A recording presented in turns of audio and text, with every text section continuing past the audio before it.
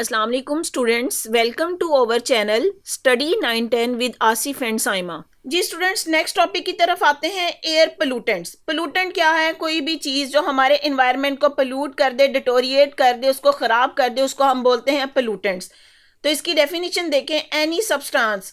अब वो substance solid, liquid और गैस फॉर्म में भी हो सकता है। Any substance in the air which has adverse effect on human health and quality of life is called an air pollutant. ये एयर पोल्यूटेंट की डेफिनेशन है। आपने इसको याद रखना है कि कोई भी ऐसा सब्सटेंस जिसकी ह्यूमन हेल्थ के ऊपर एडवर्स इफेक्ट हो या हमारी क्वालिटी ऑफ लाइफ को डिटोरिएट कर दे, उसको हम एयर पोल्यूटेंट कहते हैं।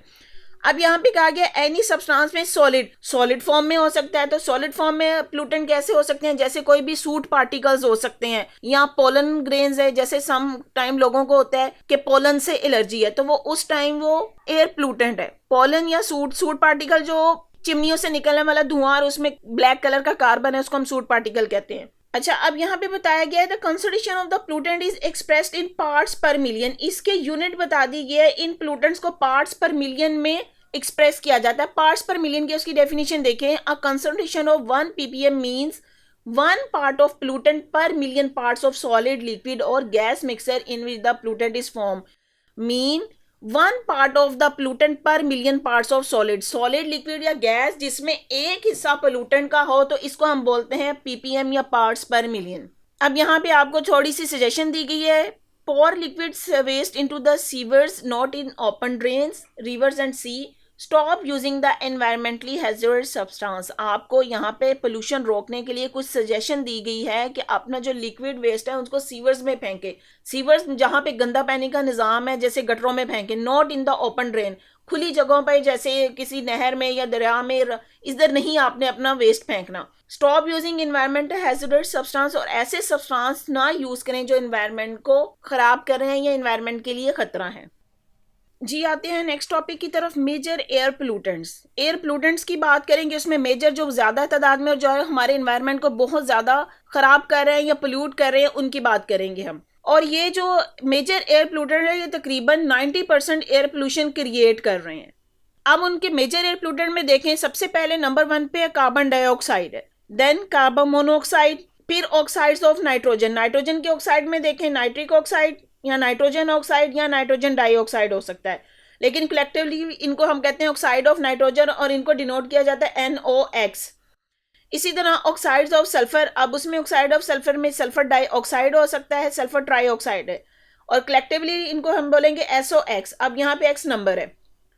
फिर आते हैं हाइड्रोकार्बन, मीथेन है, इथेन है, इस तरह और भी हो सकते हैं। पार्टिकुलेट्स मैटर हैं जैसे डस्ट, पोलन है, मेटेलिक कंपाउंड्स, और लास्ट में ओजोन।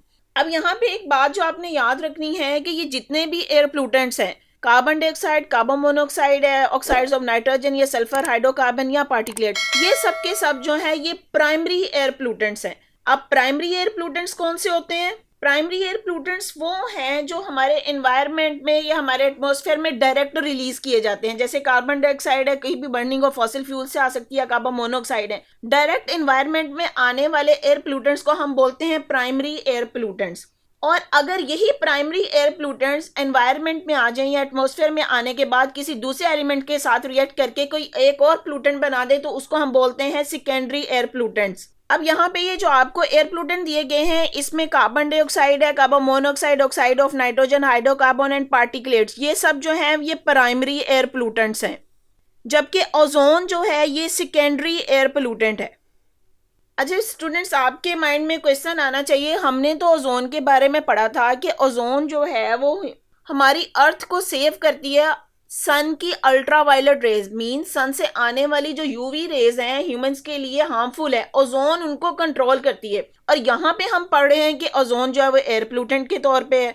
तो इसके थोड़ा सा ये डिफरेंस आप इसमें याद रख लें कि एक तो ओजोन की लेयर है जो एटमॉस्फेयर के ऊपर है, जो वाकई वो हमारे लिए प्रोटेक्टिव लेयर है, सन से आने वाली अल्ट्रावायलेट रेज या यूवी रेज को कंट्रोल करती है। लेकिन अगर यही ओजोन जो है हमारे ग्राउंड लेवल पे बन जाए तो तब ये पोल्यूटेंट के तौर पे काम करेगी, और ये सेकेंडरी पोल्यूटेंट है।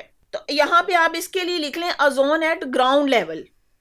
अब ग्राउंड लेवल से मुराद कि यहीं पे जहाँ पे हम रह रहे हैं, जो ऊपर हमारे ऊपर एटमॉस्फेयर का एक ब्लैंकेट है, उसी के करीब तो यहाँ पे बनने वाली ओजोन जो है वो एयर प्लूटेंट है। अब वो ओजोन कैसे बनती है वो आगे भी डिस्कशन होगी, उससे हमें पता चल जाएगा कि ओजोन एयर प्लूटेंट क्यों कंसीडर की जा रही है। अब यहाँ पे सोर्सेज ऑफ एयर प्लूटेंट की बात की गई है कि ये एयर प्लूटेंट हमारे एनवायरनमेंट में आते कहाँ से हैं। तो इसमें जो पहला सोर्स डिस्कस किया गया है वो ह्यूमन एक्टिविटीज की वजह से है, या complete and incomplete combustion of fossil fuel. पहला सोर्स ऑफ एयर प्लूटेंट का है कंबस्शन ऑफ फॉसिल फ्यूल। अब कंबस्शन जो है वो कंप्लीट हो सकती है या इनकम्प्लीट। अब इन दोनों में क्या डिफरेंस है? कंप्लीट कंबस्शन वो है जो ऑक्सीजन की प्रेजेंस में होगी और इसके नतीजे में कार्बन डाइऑक्साइड प्रोड्यूस होगी, जबकि इनकम्प्लीट कंबस्शन जो है लिमिटेड सप्लाई ऑफ ऑक्सीजन में होगी। अब ऑक्सीजन की सप्लाई लिमिटेड हो तो कंबस्शन में फिर कार्बन मोनोऑक्साइड प्रोड्यूस होती है, और ये कार्बन मोनोऑक्साइड कार्बन डाइऑक्साइड की निस्बत ज्यादा डेंजरस है। तो यहाँ पे देखें, burning of fossil fuel oil natural gas coal produce carbon dioxide, carbon monoxide, oxides of nitrogen, sulphur oxides, methane, ash, smoke and suspended particle. एक सिंपल जो फॉसिल फ्यूल की बर्निंग है, तो यहाँ पे उसकी वजह से हमें कितने ज्यादा सारे एयर प्लूटेंट जो है वो मिल रहे हैं। अच्छा जी, जो दूसरा सोर्स बताया गया है, many of this pollutant are also release into air by the natural process. तो नेचुरल प्रोसेस से भी ये एयर प्लूटेंट हमारे इन्वायरमेंट में आते हैं। नेचुरल प्रोसेस क्या है? वोल्केनिक इरप्शन है, उससे रिलीज होने वाली लार्ज अमाउंट में कार्बन डाइऑक्साइड है, सल्फर डाइऑक्साइड है या पार्टिकुलेट। तो आप इन दोनों बातों से ये कह सकते हैं कि सोर्सेज ऑफ एयर प्लूटेंट दो तरह के, एक को हम बोलेंगे मैन मेड सोर्सेज और दूसरे को हम बोलेंगे नेचुरल सोर्सेज। जो मैन मेड सोर्स है वो ह्यूमन एक्टिविटीज की वजह से, जैसे हमने एग्जांपल दे दी कि इसमें कंबस्शन आ जाएगी। अब कंबस्शन जो है वो कंप्लीट भी हो सकती है और इनकम्प्लीट भी हो सकती है। और दूसरा सोर्स जो हमने इसका पढ़ा वो है नेचुरल सोर्स। अब नेचुरल सोर्स कैसे? जैसे उसमें वोल्केनिक इरप्शन है, जब भी आतिफिशियल पहाड़ फटते हैं तो उसमें जितनी गैसेस निकलती हैं वो हमारे एनवायरनमेंट को पोल्यूट करती हैं। यहाँ नेचुरल सोर्सेज की दूसरी एग्जांपल हम देंगे, डस्ट स्टॉर्म्स आते हैं। ये डस्ट स्टॉर्म भी पोल्यूशन क्रिएट करते हैं। तो अगर आपसे सोर्सेज ऑफ एयर प्लूटेंट पूछा जाए तो आप इसमें क्लियरली इसको इस तरह भी बता सकते हैं कि सोर्सेज ऑफ एयर प्लूटेंट है मैन मेड भी हो सकते हैं, मैन मेड जो ह्यूमन एक्टिविटीज की वजह से है, और नेचुरल सोर्सेज हैं जो कुदरती तौर पर होते हैं। तो ये मैंने आगे इसकी एग्जाम्पल भी बता दी है। अब यहाँ पे डिस्कशन की गई है कि एयर पोल्यूशन के जो सोर्सेज हैं उसकी रीजंस क्या हैं।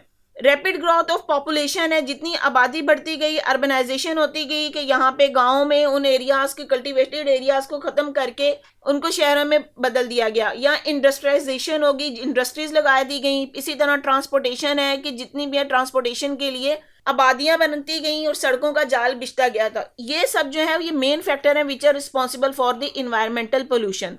और ये जो फैक्टर्स हैं डेली डे बाय डे ये इंक्रीज ही कर रहे हैं, यहाँ पे इन पे कोई कमी नहीं आ रही, क्योंकि आबादी को कंट्रोल नहीं किया जा रहा। जब लोग बढ़े, ह्यूमन बींग्स जो हैं वो उनकी तादाद ज़्यादा होती जा रही है, तो उनके लिए अपने आप को इसी तरह वो फैसिलिटेट करने के लिए इन सब चीज़ों का यूज़ कर रहे हैं, और इसकी वजह से ये पोल्यूटेंट भी बढ़ते जा रहे हैं और हमारे एनवायरनमेंट को बहुत बुरी तरीके से इफेक्ट कर रहे हैं। अच्छा, अब यहाँ पे एयर पोल्यूटेंट ओजोन की बात की गई है कि ओजोन कैसे जो है एयर पोल्यूटेंट है।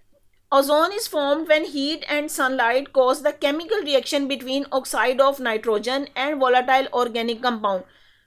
अगर ग्राउंड लेवल पे ही oxides of nitrogen volatile organic compound के साथ रिएक्ट करते हैं तो ये फोटोकेमिकल स्मोग बनती है, जिसको ओजोन भी कह रहे हैं। तो ओजोन जो पोल्यूटेंट के तौर पे है वो एक्चुअली क्या है? वो फोटोकेमिकल स्मोग है।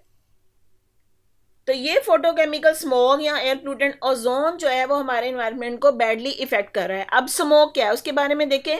विंटर में जो है वो smoke present in the atmosphere is mix with the fog. Smoke and plus fog मिलके बना रहे हैं स्मोक।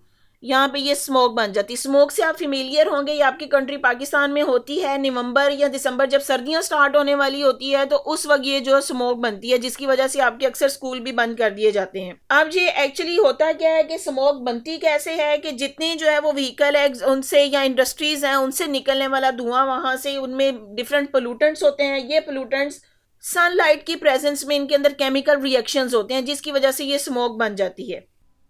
जैसे यहाँ पे बताएं कि these factor are responsible for the accumulation of nitrogen oxides, sulphur dioxide, particulate matter and volatile organic compound in the air. ये जितने भी पोल्यूटेंट्स हैं वो होते हैं और सनलाइट इनको प्रोवाइड करती है इग्निशन या एक्टिवेशन एनर्जी। सनलाइट जब इनको एक्टिवेशन एनर्जी देगी ये पोल्यूटेंट रिएक्ट करेंगे, इनके दरमियान केमिकल रिएक्शन होगा और ये स्मोक में कन्वर्ट हो जाते हैं। और स्मोक एक डेंजरस चीज़ है। स्मोक की डिटेल अगले टॉपिक में हम पढ़ते हैं, लेकिन उससे पहले यहाँ पे देखें एक टेबल दिया गया है जिसमें डिफरेंट पोल्यूटेंट्स के हार्मफुल इफेक्ट्स को डिस्कस किया गया है। सबसे पहला पोल्यूटेंट जो है कार्बन डाइऑक्साइड। अब कार्बन डाइऑक्साइड के हार्मफुल इफेक्ट देखिए। High level of carbon dioxide lead to the increase the global warming. तो ग्लोबल वार्मिंग में सबसे पहला रोल कार्बन डाइऑक्साइड का है, which can cause the ice caps to melt and ocean to warm, causing the sea level rise। अब क्या हो रहा है कि जितनी कार्बन डाइऑक्साइड बढ़ेगी उतनी ग्लोबल वार्मिंग बढ़ेगी, और उसके बढ़ने से क्या हो जाएगा कि आइस कैप्स में आइस मेल्ट हो जाएगी, जिससे सैलाब आने के खतरे हैं। Extreme weather changes such as the heat waves, heavy rains and wild fires also occur. और ये सब चीज़ें आप इस वक्त देख सकते हैं कि आपके मुल्क पाकिस्तान में ये सब कुछ हो रहा है। जब गर्मी आती है बहुत ज़्यादा हीट वेव्स होती हैं, आजकल जो है वो बहुत हैवी रेन्स हैं, और wild fires also occur. Wild Fyers भी है, जैसे जंगलात को आग भी लग सकती है। ये सब जो है इसके नतीजे हैं। अगला जो पोल्यूटेंट का है कार्बन मोनोऑक्साइड है। कार्बन मोनोऑक्साइड क्या, it is extremely poisonous gas that can cause the suffocation and death. अब कार्बन डाइऑक्साइड से भी ज़्यादा डेंजरस है carbon monoxide. Carbon monoxide is very toxic gas that stop the red blood cells in the animal's blood from carrying oxygen that body needs। अब इसका harmful effect क्या होता है कि अगर बॉडी में कार्बन मोनोऑक्साइड चली जाए तो ये यहाँ पे रेड ब्लड सेल्स के साथ मिल जाती है, और रेड ब्लड सेल की ऑक्सीजन कैरिंग कैपेसिटी को कम कर देती है। हमें पता है कि हमारे ब्लड में जो रेड ब्लड सेल्स हैं वो ऑक्सीजन के साथ मिलकर ऑक्सी हीमोग्लोबिन बनाते हैं, जिसकी वजह से हमारी पूरी बॉडी को ऑक्सीजन की सप्लाई होती है। लेकिन अगर कार्बन मोनोऑक्साइड इनहेल कर ली जाए तो ये फिर ऑक्सीजन की बाइंडिंग कैपेसिटी को कम कर देती है और ऑक्सीजन की जगह खुद ब्लड सेल्स के साथ जाके मिल जाती है, और उसकी वजह से पूरी बॉडी में ऑक्सीजन की डेफिशिएंसी हो जाती है। मैंने पहले भी बताया था कि ये जो कार्बन मोनोऑक्साइड है ये इनकम्प्लीट कंबस्शन की वजह से प्रोड्यूस होती है। अब इनकम्प्लीट कंबस्शन कब होती है? इन डेफिशिएंसी ऑफ ऑक्सीजन। जब ऑक्सीजन कम हो तो तब इनकम्प्लीट कंबस्शन होगी और कार्बन मोनोऑक्साइड प्रोड्यूस होगी। इसकी एक एग्जांपल, जैसे कहा जाता है कि सर्दियों में अगर आप सो रहे हैं कि लोगों को आदत होती है कि दरवाजे बंद है, विंडोज़ बंद है, और वहाँ पे अपने घर के अंदर ही कोयले जला लिए या हीटर चला लिए, तो उससे क्या होता है कि जब दरवाजे और विंडोज़ बंद है, हवा की क्रॉसिंग नहीं हो रही है, तो एनवायरनमेंट के अंदर, उसी रूम के अंदर ऑक्सीजन की डेफिशिएंसी हो जाएगी। जब ऑक्सीजन की डेफिशिएंसी होगी और वहाँ पे जो जितना भी फ्यूल आपने जलाया, कोयले जलाए हैं या हीटर चलाया या जो भी है, तो उससे क्या होगा, ये कार्बन मोनोऑक्साइड प्रोड्यूस होगी। Carbon monoxide is the silent killer. इंसान को सोए पता ही नहीं चलता और वो इस कार्बन मोनोऑक्साइड को इनहेल करता जाता है और सोए सोए इंसान की डेथ हो जाती है। इसीलिए कहा जाता है कि जो कार्बन मोनोऑक्साइड है वो कार्बन डाइऑक्साइड की निस्बत ज़्यादा डेंजरस है। जी, नंबर 3 पे जो डिस्कशन की गई है ऑक्साइड्स ऑफ नाइट्रोजन है। नाइट्रोजन के ऑक्साइड में नाइट्रोजन ऑक्साइड है या नाइट्रोजन डाइऑक्साइड है। तो they can damage the lungs, irritate the eyes and damage the vegetation. आप देखें कि जब स्मोक होती है, स्मोक में अगर आप घरों से बाहर निकलते हैं तो आपकी आंखों में जलन होती है, इरिटेशन होती है। और स्मोक बनती कैसे है? यही ऑक्साइड्स ऑफ नाइट्रोजन जब रिएक्ट करते हैं दूसरे पोल्यूटेंट्स के साथ। इसी तरह it can also cause the acid rain which affect the building and statues made of limestone. तो नाइट्रिक ऑक्साइड या नाइट्रोजन डाइऑक्साइड एसिड रेन का भी कॉज करते हैं। नेक्स्ट है जी ऑक्साइड ऑफ सल्फर है। सल्फर डाइऑक्साइड हो सकता है, सल्फर ट्राइऑक्साइड है। It's irritate the eyes and cause the breathing difficulties and acid rain. वही है, क्योंकि स्मोक में इसके कॉन्स्टिट्यूएंट्स हैं, सल्फर डाइऑक्साइड हो सकते हैं या नाइट्रोजन के ऑक्साइड हैं। इरिटेशन ऑफ आईज करेंगे, ब्रीथिंग में सांस लेने में मसला होगा, और एसिड रेन का भी ये कॉज बनते हैं। फिर आ जाते हैं हाइड्रोकार्बन। अब हाइड्रोकार्बन कौन से वाले? They can cause pneumonia, coughing, many other breathing and lung disease. They also cause the global warming. Hydrocarbon में हमने बात की थी मिथेन या इथेन, जैसे CH4, ये मीथेन है। ये हाइड्रोकार्बन जो है ये पोल्यूटेंट के तौर पे एक्ट करेंगे, और जो बीमारियां कॉज कर रहे हैं वो निमोनिया हो सकती है, खांसी, कफिंग हो सकती है, लंग डिजीजेज है, सांस लेने में मसला आ सकता है, और ग्लोबल वार्मिंग क्रिएट कर रहे हैं। जी, नेक्स्ट जो दिया गया है वो है पार्टिकुलेट मैटर। अब पार्टिकुलेट मैटर क्या है? ये माइक्रोस्कोपिक होता है, बहुत छोटे छोटे पार्टिकुलेट मैटर है कि जो आपको अपनी आई से नजर नहीं आते। They irritates the eyes and can also cause the severe breathing problems for the people with the asthma. अब पार्टिकुलेट मैटर जो है या ये बहुत माइक्रोस्कोपिक है, नजर नहीं आता, अगर सांस के साथ अंदर चला जाए तो वो लोग जिनको एस्थमा है उसके लिए ये बहुत सीवियर कंडीशन क्रिएट कर सकते हैं। It also make the clothes dirty, और जाहिर बात है पार्टिकुलेट मैटर हो आपके क्लॉथ पे जाएगा, क्लॉथ को खराब कर देगा, डर्टी करेगा. Also visibility is reduce because it produce the hedge in the air. अगर इन्वायरमेंट में ये पार्टिकुलेट मैटर है तो ये विजिबिलिटी को रिड्यूस कर देगा, धुंधला धुंधला नजर आएगा एनवायरनमेंट हमारा, या एयर क्लीन नहीं होगी. जी नंबर 7 पे जो दिया गया है ओजोन. ओजोन क्या है? Breathing ozone can cause a variety of health problem including the chest pain, coughing, throat irritation and congestion. तो ये सब ओजोन के इफेक्ट्स हैं. इसके अलावा और जो बात की गई है, स्मोक की बात की गई है कि smoke is present in the atmosphere can lead to the health complication like allergy हो सकती है, एस्थमा है, या लंग इन्फेक्शन हो सकती है. इसके अलावा स्मोक का यहाँ पे प्लांट्स की ग्रोथ पे भी बताया गया है कि रिड्यूस दी प्लांट ग्रोथ, क्योंकि स्मोक की वजह से प्लांट्स कार्बन डाइऑक्साइड को एब्जॉर्ब नहीं कर सकेंगे और उनमें फोटोसिंथेसिस नहीं होगी. तो यहाँ पे ये अब ये सारा टेबल जो आपने पढ़ा है इसमें पोल्यूटेंट्स के हार्मफुल इफेक्ट को बताया गया है. लॉन्ग क्वेश्चन के तो आपको नहीं पूछा जाएगा, लेकिन शॉर्ट क्वेश्चन की फॉर्म में आपसे किसी एक पोल्यूटेंट का नाम लेके उसके हार्मफुल इफेक्ट पूछे जा सकते हैं इन्वायरमेंट पे या ह्यूमन हेल्थ पे क्या होते हैं. तो आपने शॉर्ट क्वेश्चन के अकॉर्डिंग इसको जो है तैयार करना है इस सारे टॉपिक को. जी यहाँ पे एक इंटरेस्टिंग इन्फॉर्मेशन दी गई है, amazing facts about the environment. Environment के बारे में क्या है कि 78% of marine mammals are at risk of choking with the plastic. Choking with the plastic क्योंकि हम लोग अपने जितना भी वेस्ट मटेरियल है अगर सीवरेज में नहीं फेंकते, उसको ओपन जगहों पे फेंकते हैं या जैसे दरियाओं में, नदी नालों में फेंक देते हैं, तो एटलीस्ट जाते जाते जो वो कहाँ पे है, किसी दरिया में या किसी समुद्र में पहुँचता है. तो क्या उसका क्या नतीजा निकला है कि 78% ऑफ मेरीन मेरीन समंदरी हयात को कहते हैं, समंदर में रहने वाले जानवर, क्या है कि वो at the risk of choking with the plastic. जितने प्लास्टिक अब यहाँ पे है, प्लास्टिक शॉपर बैग जो है इसकी मेजर रीजन है जो फेंक दिए जाते हैं. फिर human can use only 1% of all available water. जितना भी यहाँ पे जमीन में पानी है उसमें से सिर्फ 1% वाटर जो है वो फ्रेश वाटर है और इसके ह्यूमन यूज करते हैं. The world has over the 3.04 trillion trees. 27,000 out of them are cut down daily to make toilet paper. अब यहाँ पे देखें कि डेली कितने जो हैं वो 27,000 ट्रीज काटे जाते हैं, क्या करने के लिए? टॉयलेट पेपर बनाने के लिए. तो हम खुद से ही अपने एनवायरनमेंट को खराब कर रहे हैं. ट्रीज जो नेचुरल लंग्स हैं एनवायरनमेंट के, जब उनको ही खत्म किया जाएगा तो फिर ये पोल्यूशन बढ़ जाएगी. मिनी एक्सरसाइज है, how does air pollutant affect plants. अगर एयर पोल्यूटेंट है तो वो प्लांट्स को कैसे इफेक्ट करते हैं. तो आप देखें अगर प्लांट्स के एयर पोल्यूटेंट्स है तो सबसे पहले जो वो प्लांट्स को ऐसे इफेक्ट करेंगे कि वो उसकी रिड्यूस कर देंगे, ग्रोथ रिड्यूस करेंगे, उसमें फोटोसिंथेसिस का तरीका नहीं होगा. तो यहाँ पे आप इसके आंसर में लिखेंगे they reduce the growth of the plant.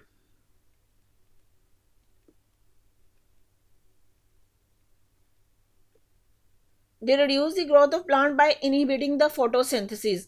क्योंकि जब फोटोसिंथेसिस का ही प्रोसेस पौधों में नहीं होगा तो प्लांट्स ग्रोथ रुक जाएगी. जी स्टूडेंट्स, अगर आपको मेरा लेक्चर पसंद आया है तो मेरी वीडियो को लाइक करें, अपने फ्रेंड्स के साथ शेयर करें, मेरे चैनल को सब्सक्राइब करें और बेल आइकन पे क्लिक कर दें ताकि हर आने वाली न्यू वीडियो सबसे पहले आपको मिल जाए. Thank you. दुआओं में याद रखिए. अल्लाह हाफिज़.